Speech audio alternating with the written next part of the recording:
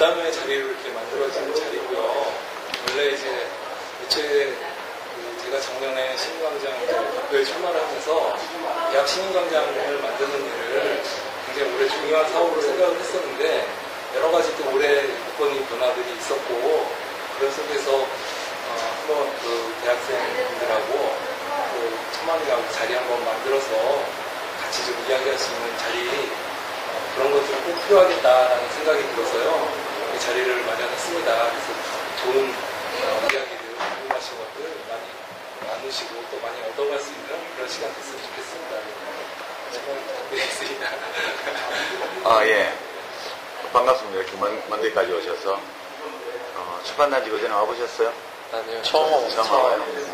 여긴 초입이라 좀 더 들어가면 이제 유명한 출판사들도 많고 이따 구경 한번 해보시고 가고. 뭐 타고 왔어요? 버스 타고 저기서 합정에서. 네. 만나서 반갑습니다. 근데 이제 그 사이에 우리 돌다리님이 대표 맡으신 기간에 얼마 안 돼서 제가 이제 정치를 그만두고 그래서 시민광장도 지금 약간 이제 앞으로 모임을 어떻게 해나가야 될지 원래 만들어질 때 정치인을 후원하는 그런 팬클럽으로 출발한 게 벌써 한 6년 전이니까 그래서 이제 시민광장 자체도 기존에 하고 있는 여러 모임이나 활동 뭐 이런 것들을 어떻게 이제 앞으로 좀 바꿔 나가야 될지 이런 것들이 이제 논의되기 시작하는 시점 같아요. 그런 와중에 학생들하고 이렇게 만나서 돌다니 대표님 말로는 대학에도 이제 모임을 만들어 보자 이런 취지였다고 처음에 그러시는데 이렇게 전체적으로 달라진 상황도 있고 또 그런 게 또 이 모임에 전반적으로 시민광장 모임에 어떻게 이제 변화를 갖고 오게 될지 그런 것도 불확실한 상황이거든요.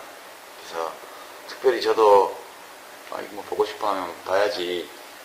그래서 이제 오늘 뭐 점심이나 먹자 그렇게 해서 오시게 특별하게 어떤 생각을 갖고 있지 않아요. 지금 앞으로 어떻게 해야 되겠다 이런 거를.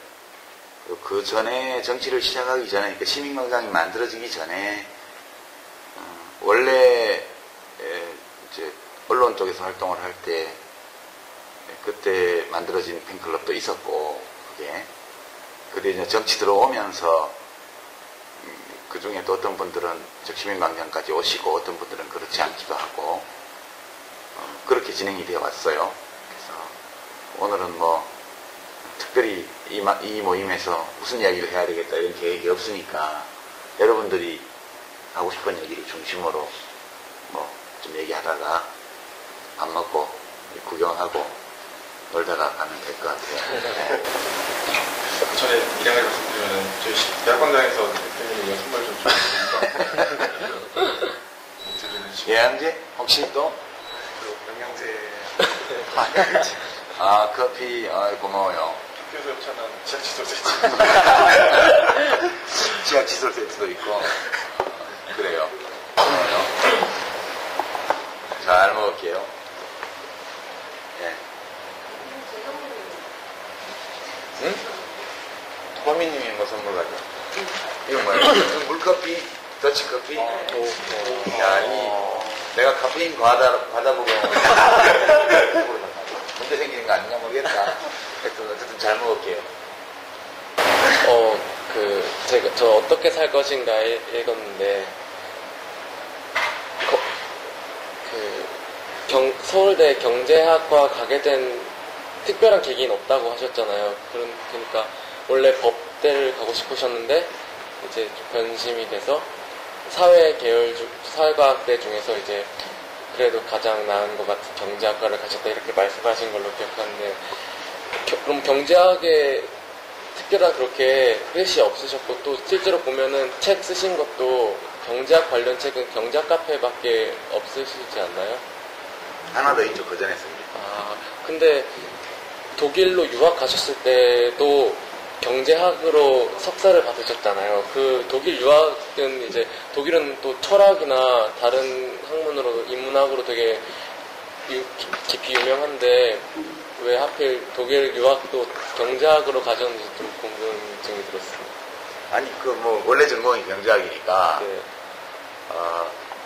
뭐, 기왕 외국까지 나왔는데 한번 독일은 또 경제적으로 굉장히 발전한 나라고, 경제 시스템도 우리하고 많이 다르고, 또 평소에 독일 시스템이 좋다는 얘기도 많았고, 그래서 기왕 뭐 독일에 온 거, 경제학 공부도 해보지 뭐. 근데 그렇게 해서 그냥 전공대로 한 거고, 원래 무슨 학위를 받아야 되겠다 이렇게 해서 독일을 간 건 아니었고, 우리는 20대 때 해외여행을 할 수 없는 시대였기 때문에 이제 민주화가 시작되고 나서 좀 도대체 딴 나라 사람들은 어떻게 살지?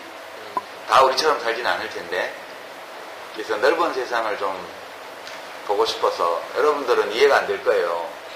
80년대에는 외국을 나가려면 국가의 허가를 받아야 되는 시대였기 때문에, 북쪽은 철조망 있고, 이제 동서남은 바다 있고, 이래서 우리가 10만 평방킬로미터밖에 안 되는 아주 조그만 섬나라에서 살아왔잖아요. 60년도 넘게. 그래서 이렇게 살다 보니까 우리들의 생각의 넓이나 폭이나 우리들의 시야 이런 게 다 조그만 우리 내부에만 로만 향하고 우리가 작아져 버린 거 아닌가 그런 의심도 좀 들고, 그래서 나가서 한 몇 년 살아보지, 넓은 세상 좀 보고, 그렇게 해서 우리 집사람이 공부하러 가는데 따라가는 거죠. 좀 실제로 가셔서 그 대학을 다닌다는데 의의가 있다기보다 많이 돌아보셨어요? 그냥 돌아다니셨어요? 아니, 이제 공부 열심히 했죠, 갔으니까 또. 그래서 한국을 열심히 해야 되니까. 열심히 했고, 또 이제 그때 우리 딸이 어렸을 때니까 애도 있고 하니까, 그닥 그렇게 뭐, 놀면 한 건 아니고 공부를 열심히 했어요. 열심히 하고, 짬짬이 좀 이제 유럽에 이렇게 좀 놀러도 다니고, 그렇게 가서 보는 것보다는 역시,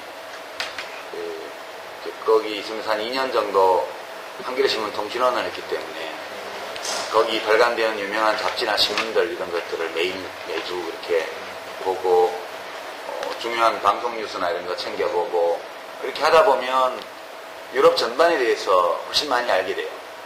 그리고 심지어는 이제 유럽의 식민지였던 나라들 쪽은 이웃도 꽤 많은 편이고, 아프리카나 이런 데 쪽도. 특히 이제 요즘 시민들 시위 때문에 좀 시끄러워진 터키 같은 경우도, 독일은 특히 터키하고 이 관계가 깊어서 이슬람권에 대한 보도나 이런 것도 굉장히 많아요. 우리나라하고 비교 안 될 정도로. 그런 것들이 많이 도움이 됐죠. 세상을 이해하고 그런데 놀러가서 배울 수 있는 건 별로 없어요. 네.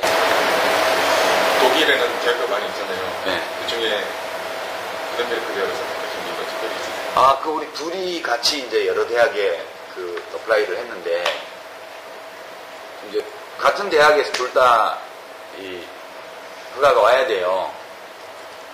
근데 이제 출국 예정 날까지 두 군데 다 두 사람 모두에게 입학 허가를 보내준 데가 만시 대학이었어요. 거기 갔더니 뒤늦게 또 다른 대학 하나에서 이제 더 오긴 왔는데, 그래서 그걸로 간 거죠.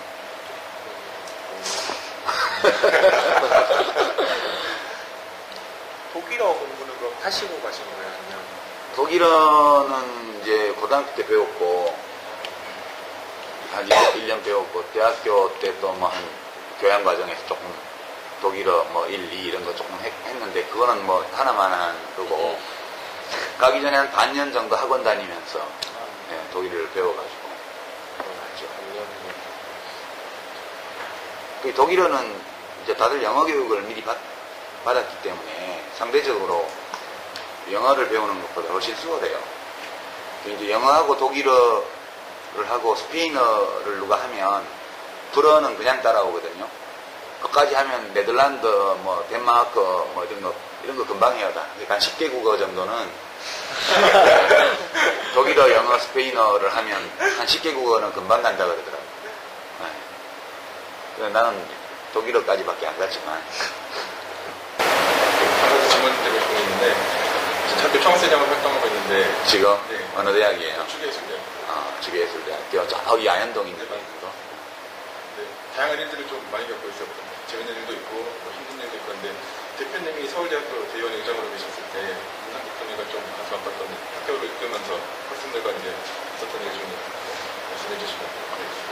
학생회는 약간 이제 원래는 자치조직이잖아요. 학생회가. 그러니까 학생들 자신이 당면한 문제, 학교 생활을 좀 더 잘하는 데 필요한 공동의 사무, 그런 거를 하고, 그 다음에 학생사회나 학교가 운영되는 데 필요한 의사결정이나 이런 것들을 필요할 때 그런 것들을 또 조직하는 그런 이제 자치기구죠. 그게 원래 학생회의 성격이고, 지금은 약간 이제 그런 데 다 중심이 와 있죠. 이제 당연한 건데, 자연스러운 거고. 우리 때는 이제 그거하고 아울러서 막 12.6 사건이 나서 박정희 대통령 서거가 있고, 그다음 권력이 공백 상태에 들어가면서, 이제 헌법 개정 문제가 나와 있고, 계엄령이 선포되어 있고, 이런 조건이었어요. 그리고 국민들은 언론 통제 때문에 몰랐지만, 이제 전두환이라는 아주 나쁜 사람이 되게 나쁜 사람이에요. 나는 이제 뭐 어떤 이념 성향이라는 걸 떠나서 너무너무 나쁜 사람이에요. 정말 나쁜 짓을 하고도 자기가 나쁜 짓을 한지조차 모르고 아주 이제 비천한 행동을 하면서도 그게 비천한지도 모르는 사람이에요. 그런 사람인데 그 사람이 이제 경찰본부 합동수사본부장, 보안사령관 겸하고 있으면서도 지금 국정원, 중앙정보부, 중앙정보부장까지 이렇게 하는 걸 보고 이 사람이 권력을 잡기로 작심을 했나 보다. 그러면 독재가 연장되는 거니까 이럴 때 가만히 있으면 안 된다. 이래서 학생자치조직으로서의 학생회를 넘어서는 그런 시민으로서의 행동이 요구되는 상황이었죠. 그 두 가지가 원래 상황에 따라서 어느 쪽이 커지기도 하고 작아지기도 하고 이러는 관계인데 그런 조건에서 학생회를 맡았기 때문에 이제 정치투쟁의 과제가 굉장히 크게 나와버린 상황이었어요. 그럼에도 불구하고 우리가 자치조직으로서의 이 역할을 충실히 해야 된다 이렇게 생각을 했고, 그래서 이제 대연에는 국가로 치면 국회랑 비슷한데요. 학과 대표들이 모여서 의결기관을 만든 거고, 거기서 학생회칙이라든가 예산심의라든가 이런 걸 전부 다 하는 데였어요. 근데 이제 회의를 어떻게 하는지 몰랐죠. 왜냐하면 유신 때 학생회가 다 없어지고 학도국단 이런 게 되면서 자치를 해본 적이 없기 때문에 기본적으로 회의 진행 절차를 몰랐어요. 예산안 심의를 어떻게 하고 확정 절차를 어떻게 하는지 등등에 관해서조차도. 그래서 그때 국회에 가서 국회 사무처에 가가지고 국회 예산 심의 절차나 입법 절차, 회의 절차 이런 걸 다 배웠어요. 가서 교육을. 우리가 좀 가르쳐 달라고 찾아가서 한 2-3시간 정도 국회 의사과 직원분한테 이제 입법 발의를 하는 과정부터 시작해서 국회에서 심의하고 회의 때 처리하는 의결 방법, 여러 개의 수정안이 나왔을 때 어떤 원리에 의해서 처리하냐, 이런 기본적인 회의 진행 규칙을 다 그때 배워와서 첫 대의원 회의가 소집되었을 때 그 회의 규칙에 대한 공부, 교육, 이거부터 맨 먼저 했던 기억이 나요. 그렇게 해가지고도 예산 심의도 다 했고요.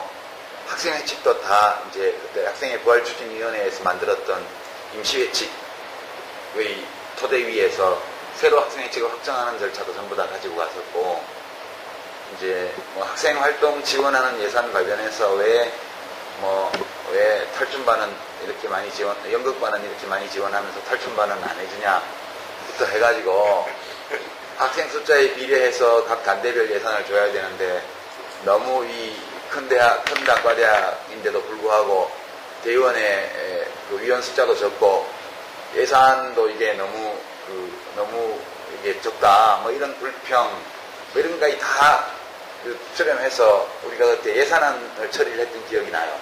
그때 몹시 복잡한 국회 예결위 비슷한 조정 과정을 거치고 따로 이제 의장이 단과대학 대표들이나 이제 단과대학 대의원의 의장들 만나고 단과대 학생회장들 만나서 조정하고 조율하고 이랬던 과정이 4월 달 우리가 3월 말에 뽑혔으니까 4월 한 달 내내 자치활동과 관련된 업무들을 했었어요. 그거를 하면서도 한편으로는 이제 민주화 수행이나 뭐 이런 것들을 준비해 나가고 그런 두 가지를 다 했던 게 좋았던 것 같아요. 내 생각에는. 그래서 학생회는 언제나 학생 자치기구라는 게 기본이니까 그런 거를 기본으로 잘 할 때 또 학생 대중들이 신뢰를 하고 따라주잖아요. 그래야 또 요즘 시국선언 같은 거 할 때도 평소에 믿고 따르고 우리 학생들의 자치활동뿐만 아니라 학생 복지나 대학의 합리적 운영이나 이런 것들을 위해서 민주적으로 학우들의 의견을 잘 수렴하면서 굉장히 믿음직하게 활동하던 학생회라야 그런 판단을 내리고 학생들과 함께 그런 시민으로서의 또 행동을 함께 해나갈 때 지지가 따라오는 것 같아요. 그래서 학생회가 어떤 학생회를 어떤 맡은 그 학생들 자신의 어떤 주관적 견해나 지향이나 이런 것도 중요하지만 때로는 학생들과 이제 학생 대중들과 호흡을 같이 하면서 이렇게 나가기 위해서는 그걸 앞세우기보다는 학생들이 전체적으로 공감할 수 있는 그런 과제를 중심으로 활동을 평소에 잘 하는 게 그게 결정적인 국면에서 시민으로서의 힘을 발휘하는 전제 조건이 되기 때문에 때로 그게 되게 구질구질하고 고달픈 일이 많아요. 네, 저도 대원회장으로 나가려면 우선 과대표가 돼야 되잖아요. 과대표 되기가 되게 힘들었다고요. 그때 뭐 거의 아슬아슬하게 완전히 그 48대 52 정도의 표격차로 겨우 당선이 됐었어요. 경제학과에서. 거기도 이제 보수진보 대립이 있었기 때문에. 근데 결국 표를 왜 얻었냐 학과에서 보면 체육 시간에 열심히 공 빌리러 다니고 공 가지러 다니고 이제 운동 끝나면 또 창고에 공 갖다 놓고 이런 걸 되게 열심히 했거든요. 네, 물도 오고 이런 걸 되게 물론 학생 과대표 되려고 한 건 아닌데 내가 축구를 좋아하고 운동을 좋아하니까 이제 결혼 시간 같은데 술도 자주 사가고 왜냐면 쉬는 시간에 저희가 한잔 먹고 교관하고 뭐 또 옮기고 이래야 되기 때문에 그런 불량 학생으로서의 그런 일상적인 활동을 열심히 했어요. 그 덕분에 표를 약간 얻어가지고 겨우 당선이 됐죠. 그런 거 되게 중요해요. 네.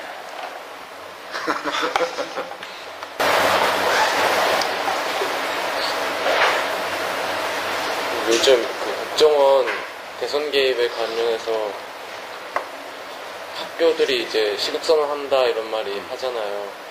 근데 정작 저희 학교 총학에서 시국선언을 한다고 했고 그런데 학생들은 그걸 체감이 안 되고 있어요 지금. 그러니까 예전에 그 선생님께서 학교 다니실 때는 이제 총학의 의견이 있고 학생들의 의견을 대변한다 이런 느낌까지 있었는데 요즘엔 아예 총학생회는 그냥 총학생회고 우리랑 좀 유리된 집단이다 이런 인식이 학교에 전반적으로 깔려있는데 이거에 대한 좀 구체적인 해결책 같은 거는 없을까요? 신뢰가 떨어진 것 같은데. 그러니까 학생회를 하는 분들이 노력을 더 많이 해야 돼요. 그러니까 이제 다 바쁘잖아요. 이제 어른들도 다 바쁘지만 사느라고 학생들도 바빠요. 학점도 따야 되고 연애도 해야 되고 스펙도 쌓아야 되고 뭐 어디 여행도 가야 되고 뭐 바빠요. 전부 다 바쁘기 때문에 모두의 일, 그러니까 나의 일이 있고 모두의 일이 있어요. 그런데 특정한 누구의 일도 아니지만 누군가는 해야 될 일이라는 게 있거든. 그런 게 학생의 일이에요. 누군가 하기는 해야 되는데 누가 해야 된다고 딱 꼬집어서 말할 수 없는 그런 일들이 항상 있어요. 사람들이 살아가면. 그거를 잘 처리해서 이제 맡아주는 게 원래 자치조직이 하는 일인데 이 시국선언도 모두의 일이에요. 학생의 일뿐만 아니라 시민들 모두의 일이죠. 그게 있는데 이제 학생들은 예전에는 대학 진학률이 뭐 15% 미만일 때 전문대학까지 다 해서 우리 다닐 때 이럴 때 그럴 때는 이제 대학생들이 우리는 좀 특별하다는 생각이 들었어요.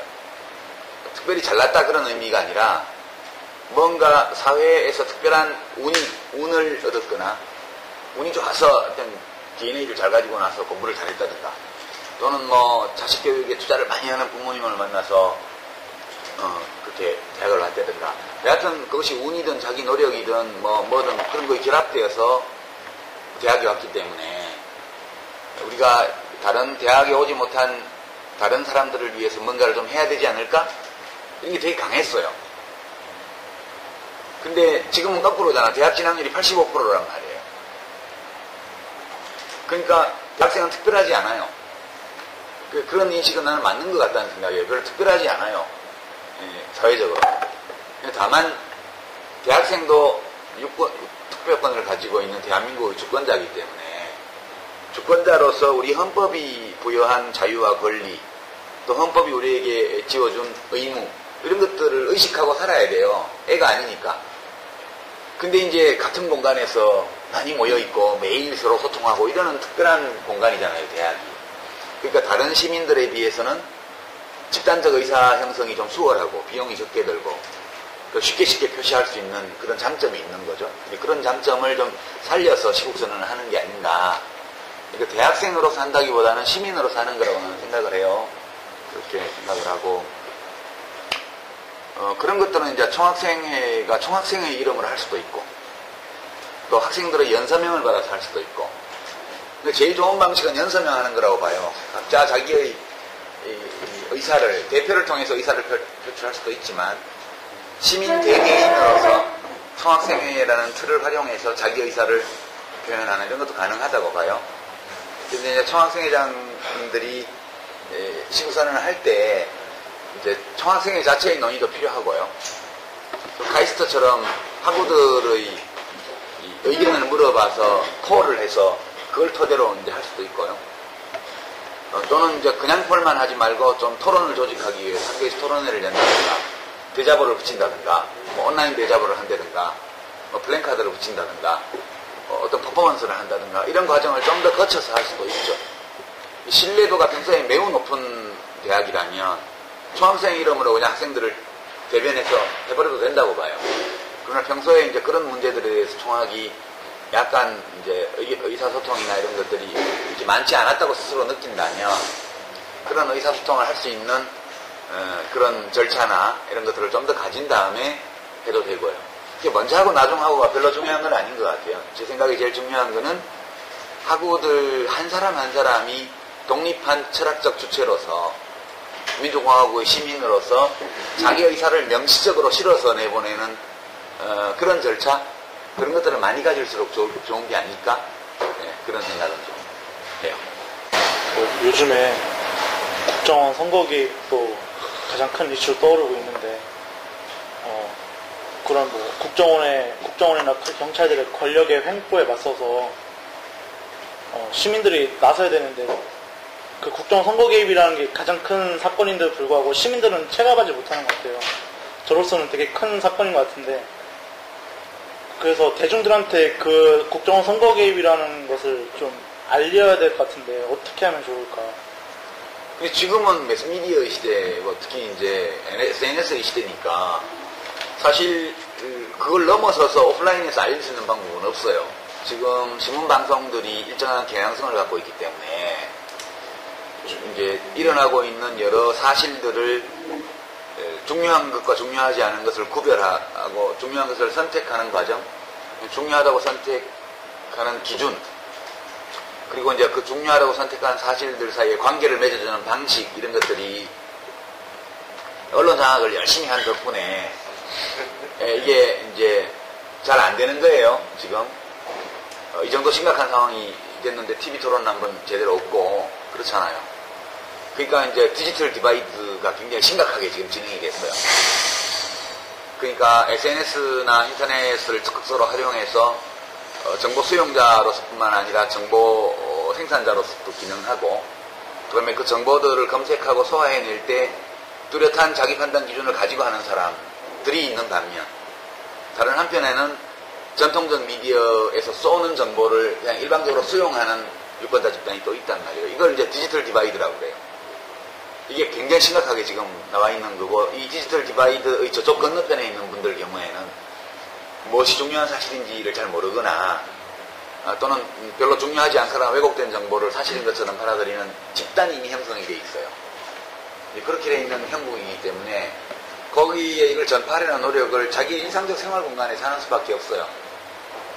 하는 수밖에 없고 학교 안에서는 우선 학생들끼리라도 정확한 사실들을 공유하고 그 사실들을 어떻게 해석할 것인지를 둘러싼 시각을 서로 나누고 토론하고 이런 과정을 통해서 시민으로서 성숙해가는 과정을 밟게 되는 거니까 그런 점들이 중요하죠. 근데 그렇게 자기 일상생활 공간에서 해나가면 돼요.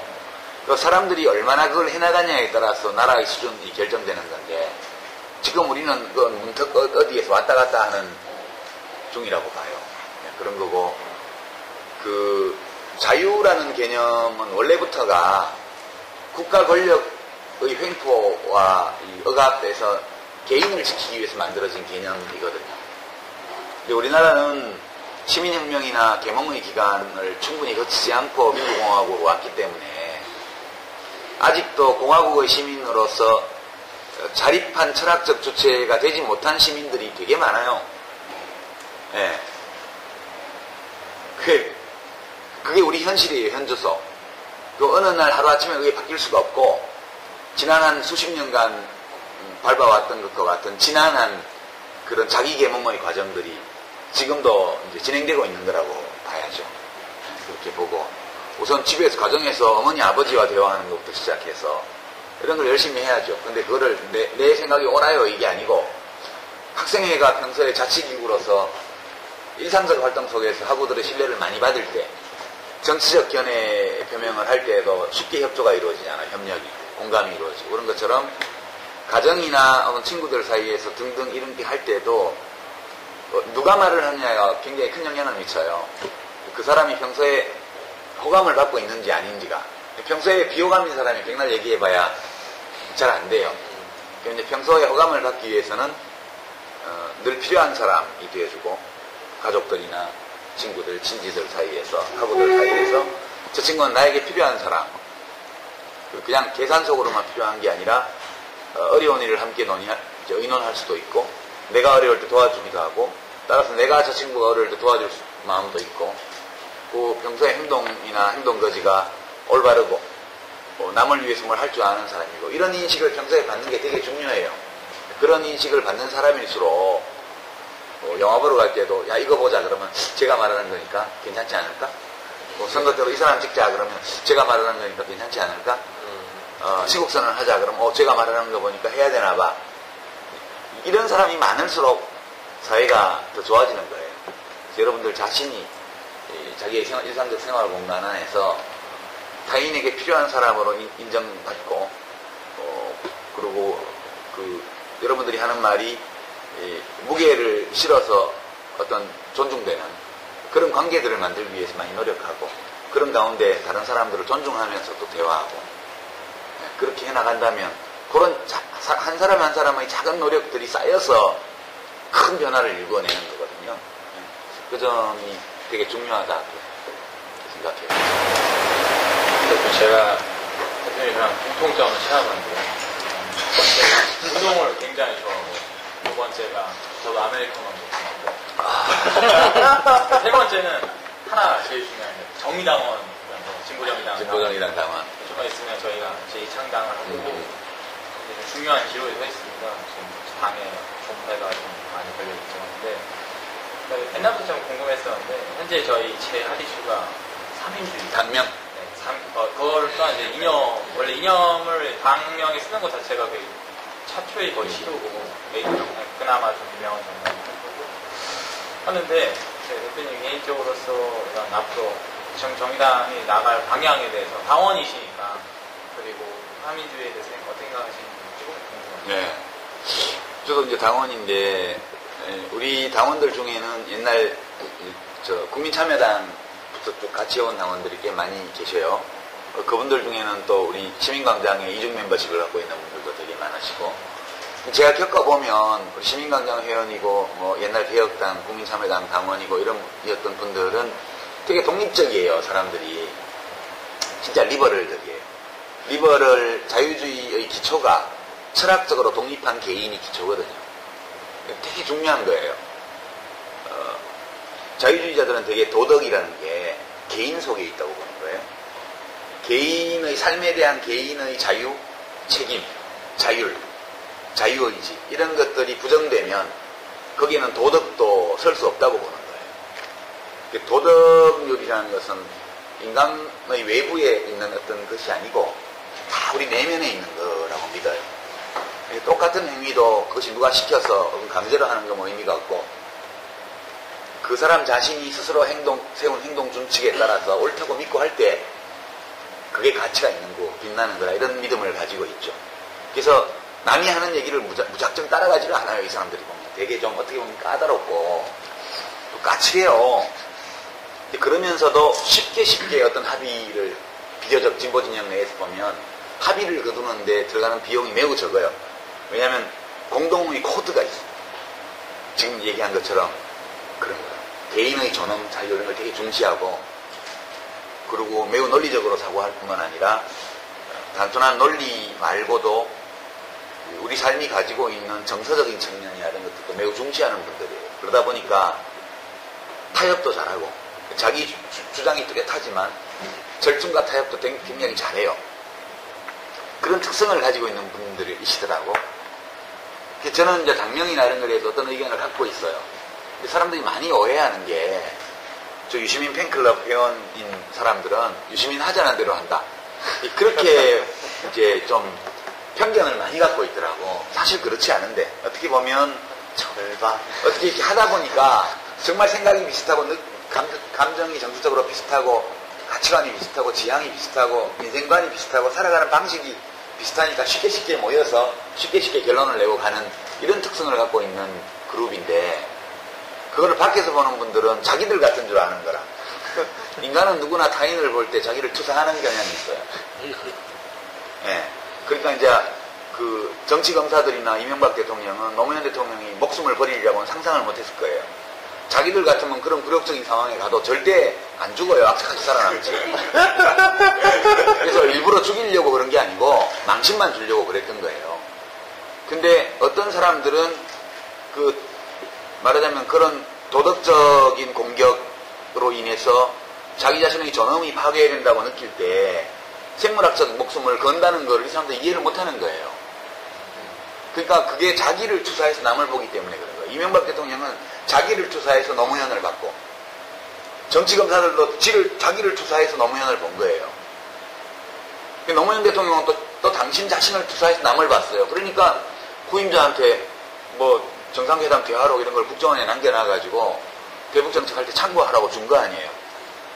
당신 자신 같으면 전임자가 남겨놓고 갔으면 감사히 생각하면서 그걸 꼼꼼히 들여다보고 공부해서 다음번에 정상회담을 하게 되면 지난번 전임자하고 회담하셨을 때 이렇게 말씀하셨는데 그 참 좋은 생각이고 이렇게 대화를 풀어갔을 거예요. 그러니까 자기를 투사해서 남을 봐요. 우리가 에일리언이 등장하는 모든 영화의 에일리언들이 그 E.T.나 이런 경우를 제외하고는 되게 포악하고 우리를 공격하고 침략하는 존재로 나오는 이유가 뭐냐? 지가 그래서 그런 거예요. 인간은 지금의 도덕적 수준에서는 만약 다른 생명이 사는 행성을 갈 수 있는 능력이 있다면 가서 그걸 식민지로 만들 거예요. 근데 다른 행성에서 지구까지 올 수 있는, 언제든지 올 수 있는 정도의 그런 우리가 알 수 없는 그런 4차원 공간을 이동해 다니는 지성적 존재라면 절대 침략 안 해요. 그냥 관찰하고 보호하고 안타깝게 그릴지는 몰라도. 그러니까 우리가 에일리언을 그릴 때 보면 인간의 모습을 투사해서 그린 거예요. 뭔 얘기를 이렇게 했더라. 그러니까 사람들이 자기가 철학적으로 독립해 있지 않은 사람일수록 타인이 철학적으로 독립해 있지 않을 거라고 생각해요. 그래서 이제 시민광장이나 국민참여당 이런 사람들을 볼 때 저건 뭐 노빠, 맹목적 추종자 이렇게 보는 경향이 있어요. 우리 절대 안 그렇거든. 근데 제가 고민하는 거는 절대 안 그런데 내가 어떤 얘기를 해서 그게 또 이렇게 되면 저게 또 유아무개가 뭐 어떻게 해서 거기 맹목적으로 따라갔다 이 얘기가 틀림없이 나올 것 같아. 그래서 제가 당에서 온라인 설문조사 온 것도 답을 안 했어요. 세상에 비밀이라는 게 없는 거니까. 혹시라도 알 수가 없잖아요. 그리고 당명 투표도 맨 마지막에 할 거예요. 그건 좀 고민 중이에요. 평당원으로 가야 되는데 가면 그 평당원으로 가서 평당원으로서 하는 행동을 했으면 좋겠어요. 근데 이제 혹시 가서 또 뭐 앞자리에 앉으라 그러고 뭐 이럴까봐 약간 겁이 나서 지금 이제 고민하는 중이거든요. 가게 되면 거기 가서 투표를, 당명 투표 그날 안 하나? 현장에서 하잖아요. 그죠? 현장 가서 할까? 그런 생각 좀 하고 있어요. 그래서 얘기를 안 하는 거거든요. 나는 판단이 있는데, 다 장단점이 있지만, 그래도 장점이 좀 더 크고 단점이 좀 적은 게 뭘까? 이런 고민들을 하고 있고, 어떤 의견이 있긴 한데, 그 얘기를 안 하려고 그래요. 절대 비밀. 그러면은 혹시 그 장단점을 다 말씀하시라고 말씀드리면은 그냥 사실상 뭐가 좋다 생각하시는지 알려달라는 게 되니까 그러면은 각 당명의 장점만 보면 생각하시면 어떤 장점이 있는 거? 예, 지금 정의당, 민들레당, 3인당 세 개잖아요. 네. 정의당은 참 이게 어필이 잘 안 되는 게 문제인데, 정의라는 게 너무너무 좋은 가치예요. 특히 이 2013년 현재 우리 사회에서 가장 필요한 가치, 가장 복원되어야 될 가치, 우리 사회를 바꿔나갈 때 가장 높게 앞장서서 세워야 될 어떤 가치를 말하자면 그 정의예요. 비정규직 문제도 정의의 원칙이 어긋나요. 지금 비정규직 제도가 우리가 가지고 있는 justice 또는 fairness에 대한 우리도 윤리적 직관을 명백히 침범하는 제도예요. 그래서 이 문제를 해결할 때도 이것이 노동권 뭐 등등 여러 가지 이름으로 용어로 우리가 그걸 할 수도 있지만, 국가는 사람들 사이에 정의로운 관계를 수립하도록 할 의무가 있다. 이거 굉장히 중요한 거거든요. 또 뿐만 아니라 지금 뭐 국정원의 선거 개입이라든가 정부 여당의 언론 장악이라든가 이런 것들 다 정의라는 관점에서 전부 접근을 할 수가 있어요. 자유는 좋은 거지만 평등한 자유라야 정의로운 거거든.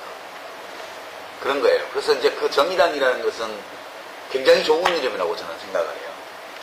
근데 다만 이제 그 옛날에 전두환 씨 같이 나쁜 사람이 민주정의당 이걸 했다는 그런 문제가 있어서 그런 애로사항도 좀 있는 것 같고요. 네, 그런 발음이 좀 힘차지 못하다는 거, 그런 약점도 좀 있는 것 같고, 그런 게 있지만 그것도 좋은 이름이라고 봐요. 민들레당도 되게 좋은 이름이에요. 근데 약간 설명이 필요하죠. 이미지는 진짜 좋아요. 노란색 민들레꽃 혹은 그 홀씨가 달린 민들레 이런 거 시각적으로도 너무 뚜렷하잖아요. 그리고 좋은 메시지도 담을 수 있고. 근데 이제 우리 국민들이 정당명에 대해서 그렇게 트렌디해요. 진짜 트렌디한 정당을 잘 받아들일지에 대한 우려가 있는 거죠. 그리고 이제 이 민들레당은 이미지만 있지 컨텐츠가 없는 당명이란 말이에요. 그러니까 만약 아주 참신하고 새로운 이미지로 유권자들에게 접근하는 그런 것이 우리에게 진짜 필요하다고 판단한다면 선택할 수도 있는 당명이라고 저는 봐요. 이제 3인당은 아까 말한 것처럼 특정한 이념을 당명해놓은 거예요. 이건 우리 역사에서 보면 별로 없었던 일이에요. 확실하게. 근데 이제 민주당도 약간 그러긴 해요. 민주당도 민주주의라는 이념을 표시한 정당이잖아요. 근데 이제 민주주의는 누구나 다 좋다고 그러는 거니까 이게 특정한 이념이 될 수 있냐, 민주주의라는 게 이념이냐 이런 논란이 있는 사실이고, 민주주의는 이념이 아니죠 사실. 네. 이념주의가 붙었어요. 이즘이 안 붙었지만 번역이 이럴 때 주의로 붙었어요. 우리가 무슨 주의라고 번역하는 것 중에 이즘이 안 붙은 게 데모크라시밖에 없거든요. 데모크라시니까 민주주의라는 건 이념 체계가 아니에요. 그것은 절차와 제도를 의미하는 거지. 그 민주주의라는 그 안에는 모든 이념적 내용이 다 담길 수 있어요. 그런 점에서는 민주당이라는 이름도 이념을 나타내는 단어는 아니에요. 사회민주주의라는 건 하나의 이념 체계거든, 또는 신념 체계거든. 그런 점에서 보면 좀 예전에 없었던 당명인데, 이 당의 장점은 우리나라 사람들이 선진 외국을 되게 좋아해요. 똑같은 책도 하버드나 예일대학 교수가 쓰면 되게 잘 나간다고요. 그런 게 있어요. 그 뭐 사례주의라 그러든 뭐 친미주의라 그러든 혹은 뭐 학벌주의라 그러든 간판주의라 그러든 뭐라고 그러든 우리나라 사람들 하버드 좋아해. 옛날에는 서울대학교만 좋아했는데 지금은 하버드, 예일 이런 데를 더 좋아해. 하버드 예일 제일 좋아하고 프린스턴, 뭐 콜롬비아 이런 데들은 똑같이 좋은 대학들인데 MIT 이런 데들은 인지도가 좀 낮아가지고 하버드 예일이 최고인 줄 알아요. 그런 효과가 좀 있는 것 같아요. 그러니까 우리가 요즘 굉장히 높이 평가하는 스웨덴 같은 데는 3인당이 한 70년 집권을 했잖아요. 70년인가 50년인가 하여튼. 그리고 독일도 3인당이 제1야당인데 과거에는 집권당이었고 뭐 그랬잖아요. 그리고 뭐 그 3인주의 인터내셔널 이런 것도 있어가지고 막 국제회의 같은 것도 막 하고 여하튼 근데 되게 우리가 부러워하는 나라의 집권당이거나 거래정당인 경우가 많아요. 3인당. 그러니까 이제 그런 이점은 좀 있지 않나? 말하자면 이스테블리시먼트 그러니까 어떤 인정받고 이미 안착된 그런 제도정당, 대중정당의 이미지를 갖고 있죠. 3인당.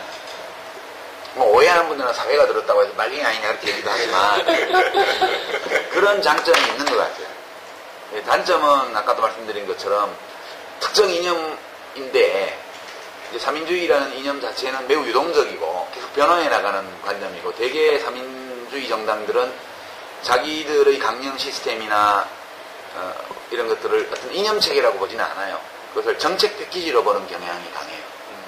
그리고 그것이 오픈되어 있고 개방되어 있고 확정되고 닫힌 완성된 이념체계라기보다는 아직 미완성이고 개방되어 있는 어떤 정책 아이디어 패키지로 보는 경향이 강해요. 일반적으로 유럽에서는 다 그렇게 인정이 되고 있는데 우리한테는 낯설기 때문에 근데 그래서 이제 3인주의를 이해하는 어떤 시각이 다 달라요. 그러다 보니까 특정 이념을 강령에 걸어버리면 다른 사람 오지 말라는 거냐. 저는 3인주의자는 아니에요. 나는 리버럴인데 저는 3인주의도 리버럴의 일종이라고 봐요. 나는. 그러니까 사회주의와 자유주의가 결합되어 있는 거라고 보는 거예요. 자유주의라는 리버럴리즘이라는 바탕 위에 사회주의적 이상과 정책의 아이디어를 패키지로 묶어서 결합한 어떤 거라고 나는 이해를 해요. 이게 나의 이해 방식이고 그걸 다르게 이해하는 분들도 많아요. 그러다 보니까 특정한 이념을 당명에 거는 거에 대한 거부감 이런 것들이 내부에서도 있을 수 있고 유권자들 속에서도 있을 수 있다는 거 이런 약점이 있죠. 뭘 취재하는지 잘 모르겠죠. 그죠? 여기까지 얘기를 들었지만 저도 매우 고민하고 있습니다. 뭐 이제 또 다들 당원들이 투표해서 결정하니까 또 결정되면 그거에 따라서 또 가야죠. 이건 좀 개인적인 고민에서 나온 질문인데요. 저는 이제 대학교 이제 새내기고 2학년 때 전공을 선택해야 되는데요. 제가 인문학부예요. 그래서 선택을 해야 되는데 제가 아직 저에 대한 고민을 한 시간이 얼마 안 됐기 때문에 제가 어느 거를 해야 될지 모르겠단 말이에요. 근데 어떻게 살 것인가 책을 읽었는데 선생님께서도 아버지께서는 이제 영문학과에 가서 이제 서양 철학을 공부하러 떠나라 이렇게 말씀하셨다고 이제 그 말을 들었을 거 하는 생각이 있다 이렇게 말씀하셨는데 그 말은 이제 그 당시에는 선생님께서도 자신의 진로에 대한 뚜렷한 고민은 별로 없으셨다는 거잖아요. 근데 이렇게 이제 이렇게 지내오신 다음에 되돌아보셨을 때 이제 우리 20대 나이엔 자기의 진로를 선택하는 데 있어서 가장 중요하게 생각해야 되는 건 어떤 거 있을까 되게 궁금해요. 그 학과 선택을 할 때는 사실 여러 가지를 고려해야 돼요. 그러니까 어느 한 가지만으로 선택하는 게 꼭 좋은 건 아니라고 봐요. 그러니까 예컨대 이제 학과 선택을 할 때 나는 이 학문을 하고 싶어, 학자가 되고 싶어라고 생각하는 사람이 있을 수 있죠. 또는 나는 이 전공을 가지고 어디에다 취직을 하고 싶어 라고 생각하는 사람이 있을 수도 있죠. 크게 나누면 자기의 전공 분야에서 공부한 것을 바탕으로 관련된 업계로 나가서 경제적 활동을 하고 싶다. 또는 무슨 사회적 활동을 하고 싶다. 이런 경우가 있을 수 있고요. 또 하나는 학문의 길로 가고 싶다. 어느 쪽이냐에 따라서 굉장히 많이 달라지는 거예요. 학문의 길로 가고 싶다면 그 학문 자체에 대한 흥미, 이게 제일 중요한 것 같아요. 그게 재밌어야 돼요. 그 분야의 공부가. 무조건. 재미없이 평생을 한다고 생각해요. 말이 안 돼요. 그러니까 지적 호기심을 가장 많이 자극하는 분야를 택하는 게 제일 좋아요. 근데 그게 아니고 이 전공을 바탕으로 해서 그다음 뭐 대학원에서도 비슷한 뭐 관련된 이런 걸 한 다음에 이걸 가지고 학문이 아닌 다른 활동을 하고 싶다 이러면 그건 시장 전망을 봐야 돼요. 그 분야의 취업 가능성이라든가 비즈니스의 어떤 잠재력이라든가 얼마나 많은 전문 직종이 그 분야에서 나왔느냐라든가 그거는 공부 자체가 목적이 아니고 자기가 하고 싶은 어떤 일이 있는 거예요. 그때는 지적 호기심을 자극하는 거 한 가지만으로는 판단을 하면 안 돼요. 그래서 비교적 나의 지적 호기심을 자극하는 여러 개 중에서 지금 한국 직업사전 이런 게 있거든요. 한번 검색해 보세요. 보면 지난 뭐 수십 년간 직업의 종류가 변화해 온 거, 앞으로 이제 지난 한 뭐 몇 년간 새로 생긴 직업, 그다음에 향후에 유망할 것으로 여겨지는 직업군 이런 게 쫙 많은 정보가 있어요. 그 직능원인가 하는 데서 그 해마다인가 2년에 한 번인가 내는 건데 그걸 한번 검색해보고 자기의 취향과 좀 맞춰보고 이렇게 해서 판단을 해요.